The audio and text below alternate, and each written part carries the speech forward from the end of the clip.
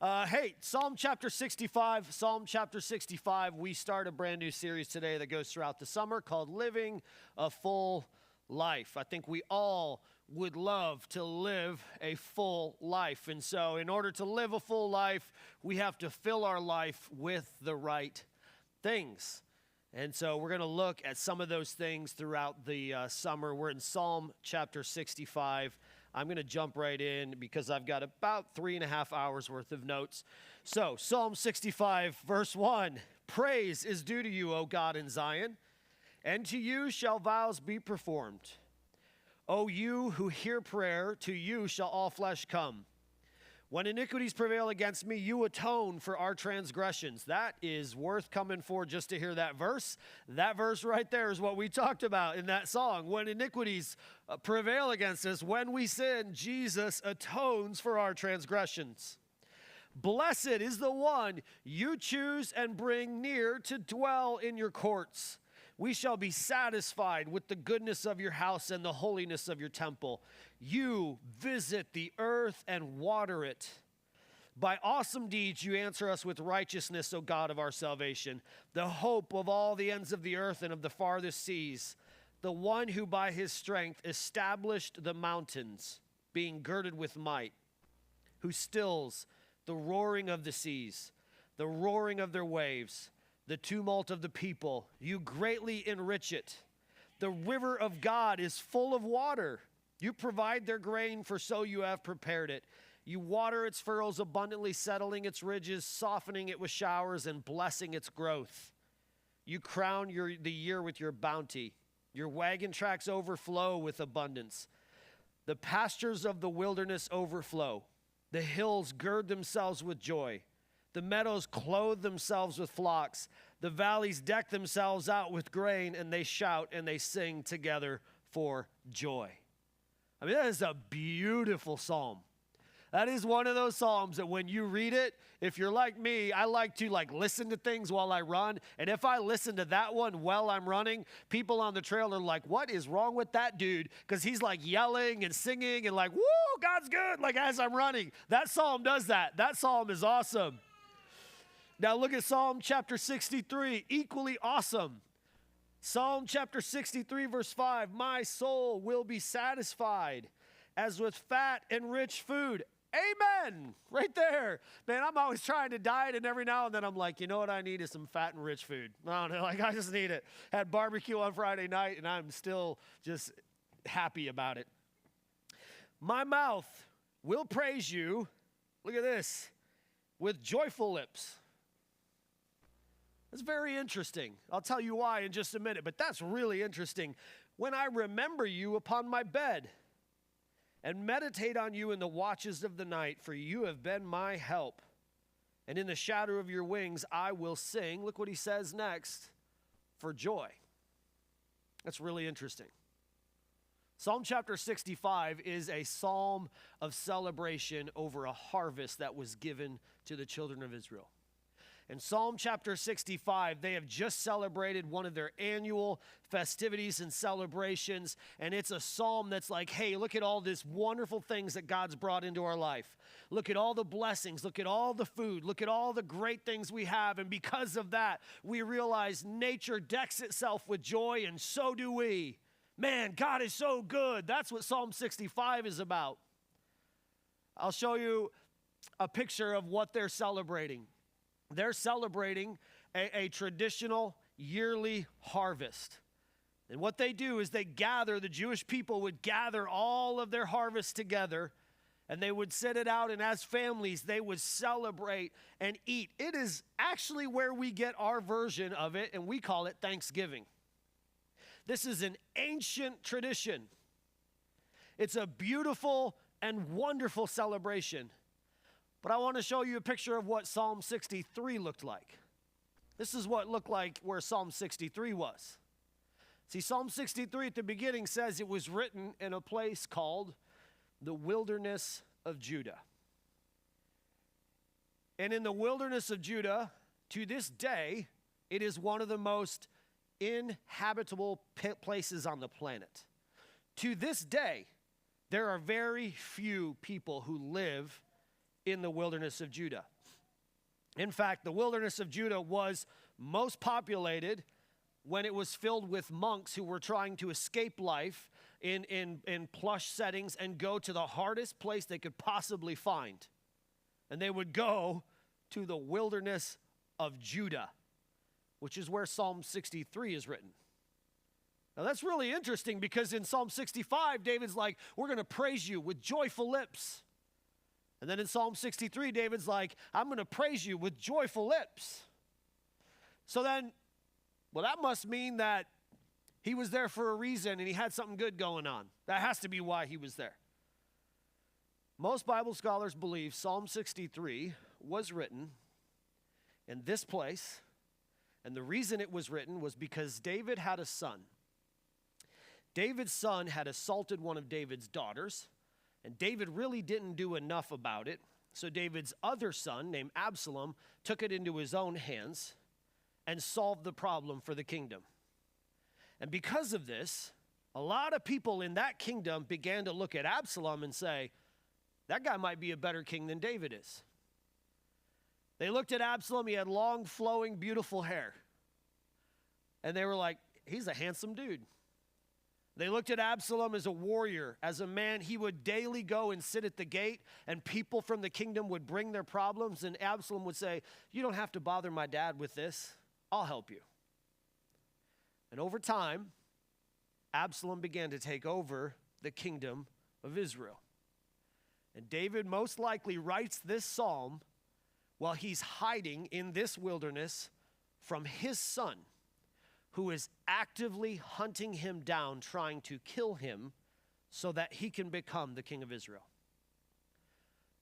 Not only that, though, Absalom has talked almost all of David's friends into joining them.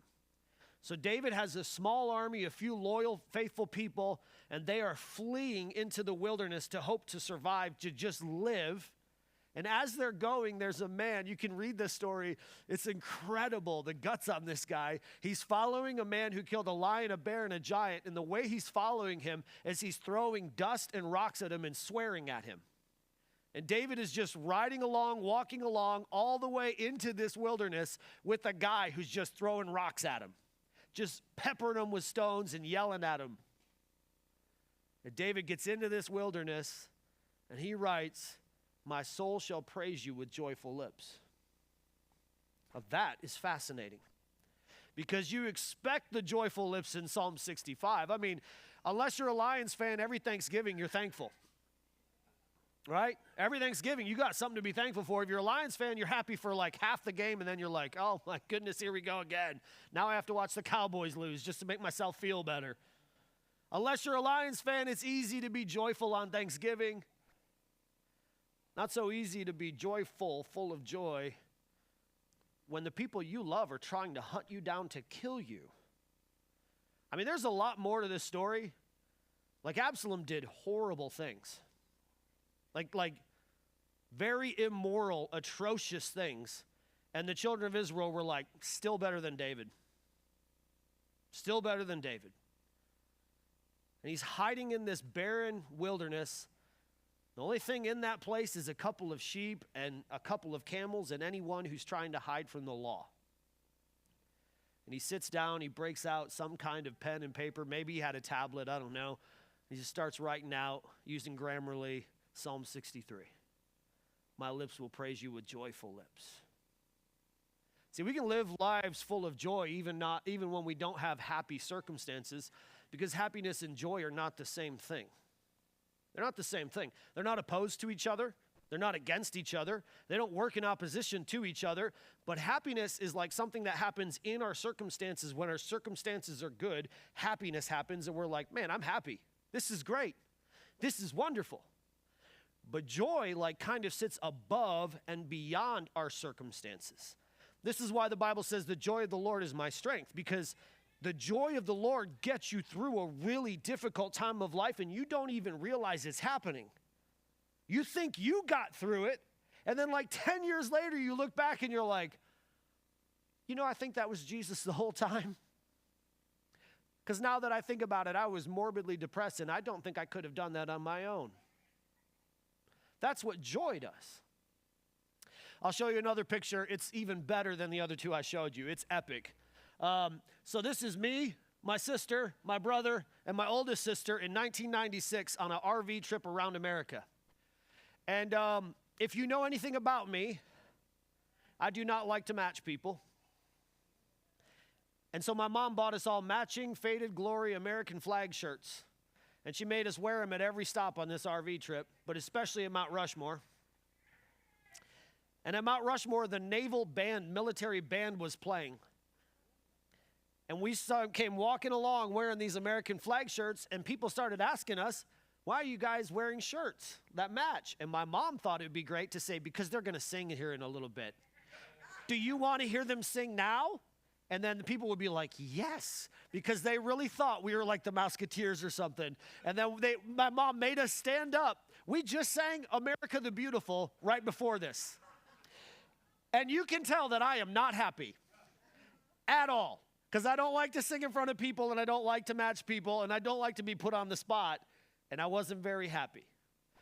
I look back at this trip with joyful, wonderful memories. But not every moment of it was happy. There was also a moment where we had borrowed an RV from this family. This guy's name was Roman Slaybaugh, and he let us use his motorhome. And I don't think my dad even knew how to drive a motorhome, but he was like, yep, sure, let's take it, and we left. And for 9 weeks, we traveled all through the summer around America. And at one point, if you know anything about motorhomes, you know that there's a bathroom in there, and it doesn't like just magically go down the road as you go. And at one point, we figured out, oh, we actually have to empty this thing.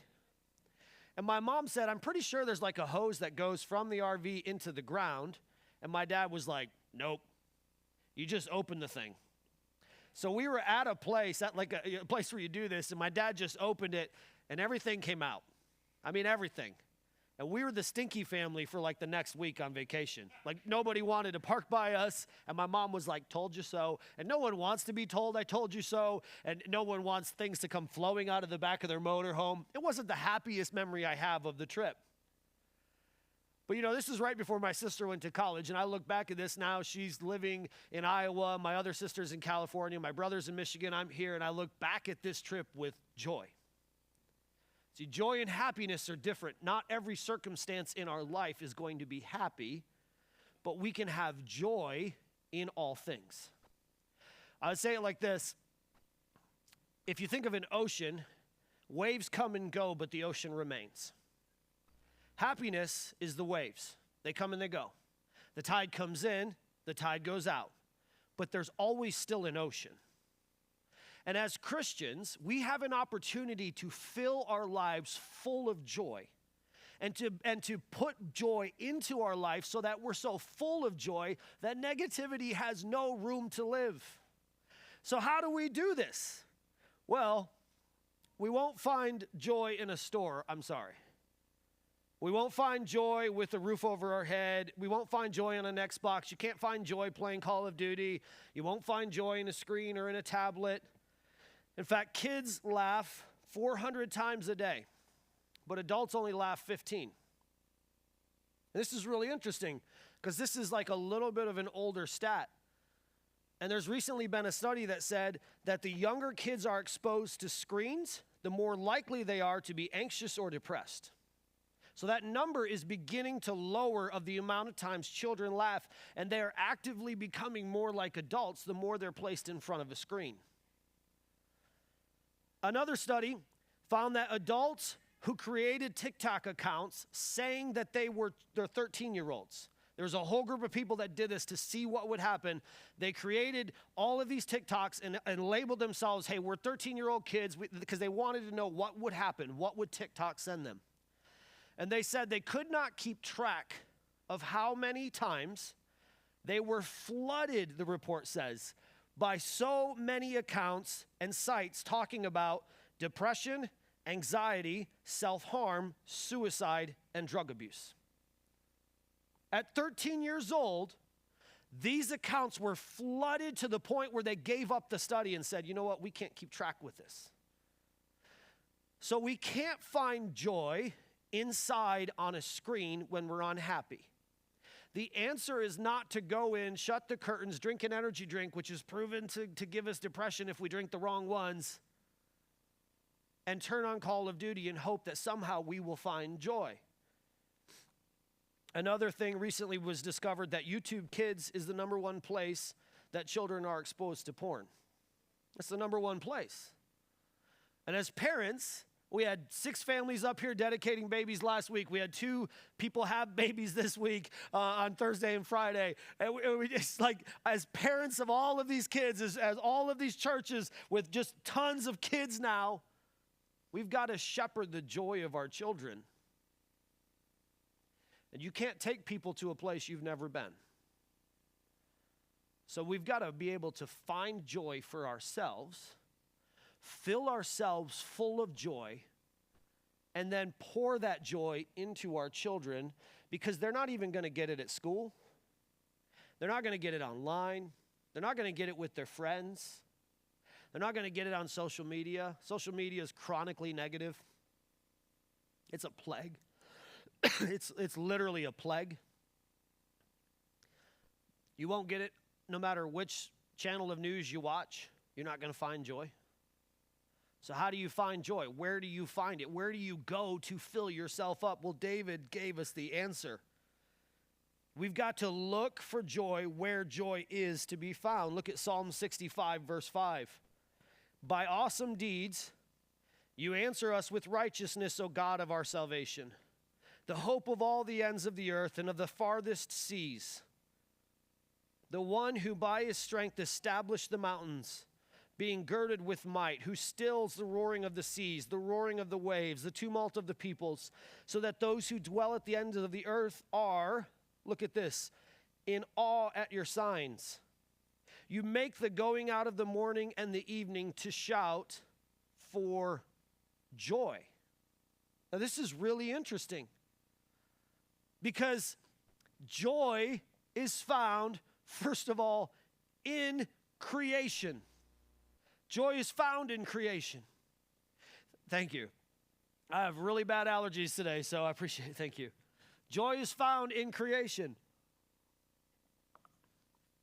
Being in the presence of water for 20 minutes a day dramatically alters and changes your opinion and view of that day. That's interesting. Vitamin D is called the sunshine vitamin. Do you know that yellow is the color that makes people most happy?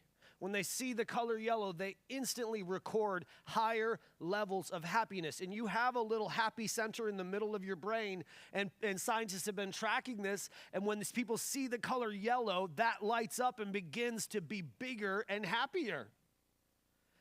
Green is the number one color to make you calm. Blue is another number one color to make you feel relaxed and at peace. So what happens when you walk outside? Everything is green and blue. When we step out into creation, we begin to see the signs that David could see. The sky is blue, the grass is green, the trees are green, and it brings us joy to be into creation. Go to water. The sounds of rivers or waves is proven to calm us down. Being outside helps heal us physically and mentally, and being in nature has been proven to improve your attention and your focus. It also has been proven to help you sleep. And I've been testing this one because I can't sleep.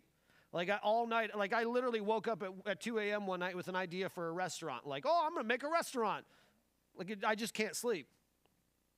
So I went to our doctor and I'm like, dude, I can't sleep. And he said, well, it's wintertime.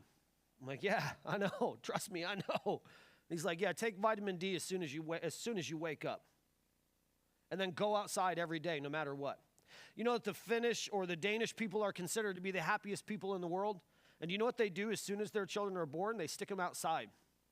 They literally put them in cradles and say, okay, you're outside. Even in the winter, they bundle them up and stick them outside and leave them and go into a coffee shop and have coffee and come back. And they're considered to be the happiest people of any people in the world. Go to the forest. Go hiking. Go fishing. Go golfing. Go for a morning walk and an evening run. do anything to get out into creation regularly. I want to give you a challenge this week. I want to challenge you to spend 20 minutes per day in creation. And I know that doesn't sound like much, but most of us don't get that. Go for a walk at lunch. You don't need McDonald's. It's been proven to not actually be food and just poison, so don't go to McDonald's. Instead, go for a walk with the lunch that you packed. Your joy will begin to be full. But at this point, there's like a temptation, especially for guys to be like, sweet, not coming to church next Sunday, going fishing. So joy is found in creation, but joy is also found with God's children. Look at Psalm 63, verse 2. So I have looked upon you, where? In the sanctuary, beholding your power and glory. Look at Psalm 65, verse 4. We shall be satisfied with the goodness of your house, the holiness of your temple. This is interesting. Portland is the most unchurched city in America at this point. It is also the city with the highest number of depressed people. There's a study done on this, and they weren't really happy with that result, so they're like, well, we'll study a couple more. We think it's the rain. So they went to San Diego, which is the second highest number of unchurched people in America, and also has all the sun and water and sand and all the stuff that you could possibly enjoy. And they found out that it has the second highest number of depressions and the second lowest number of Christians. And then they went to look at cities 3 and 4 and 5 and found that the top 5 cities would have the highest number of depressions, have the lowest number of Christians. This is interesting because a couple weeks ago we had a man named Nick Nye come and speak, and Nick Nye told us that in Columbus the number of Christians has gone down from 26% to 19%, and at the same exact time the number of depressions has risen. The 5 cities with the highest number of depressions are the lowest among Christians. So there's been a study done on the people group in America that have the least amount of recorded depression. And guess what? They found that Christians who actively attend church are the least depressed people group. During COVID, there was a study that found out that people who actively attended church during COVID were less likely to be anxious or depressed or get sick. Why? The joy of the Lord is my strength. This is a real thing. That's not made up. These aren't even Christian studies. These were actually done by people opposed to Christianity who were like, yeah, we can't really argue with this. Christianity is shown worldwide to be the belief system that has the least number of depressed people in it. And this is at a time when Christians, the highest number of Christians being imprisoned, tortured, or killed for their faith is happening around the world right now. And still, those people are the most joyous. Christianity is also the only religion with regular attendance that includes joyous celebratory songs. Look at Psalm 66, verse 1. Shout for joy to God, all the earth. Sing the glory of his name. Give to him glorious praise. Say to God, how awesome are your deeds. So great is your power that your enemies come cringing to you. All the earth worships you and sing praises to you. They sing praises to your name. This is so interesting. We are the only people group who regularly sing joyful celebratory songs when we gather together. And we are the least depressed people. And so often what I see happen in Christianity is, well, I'm not happy, I'm upset, I'm sad, I'm feeling stressed, I'm anxious, I'm depressed. So you know what I'm going to do? I'm going to take a day off from Sunday, and I'm not going to go to church. And instead, I'm going to shut the windows, and I'm going to close the blinds, and I'm going to drink a bunch of Mountain Dew, and I'm going to play Call of Duty because that will bring me joy. And actually, it will do the exact opposite thing. The way to fill ourselves full of joy, to be full of joy, to be joyful people, is to be like David, who quite regularly all throughout the Psalms is recorded as going out into creation and witnessing creation, singing and praising God. There's a man who wrote a song. It's by now a very famous song. I would recommend, if you like Spotify, to listen to the Wilder Adkins version of this because I think it's awesome.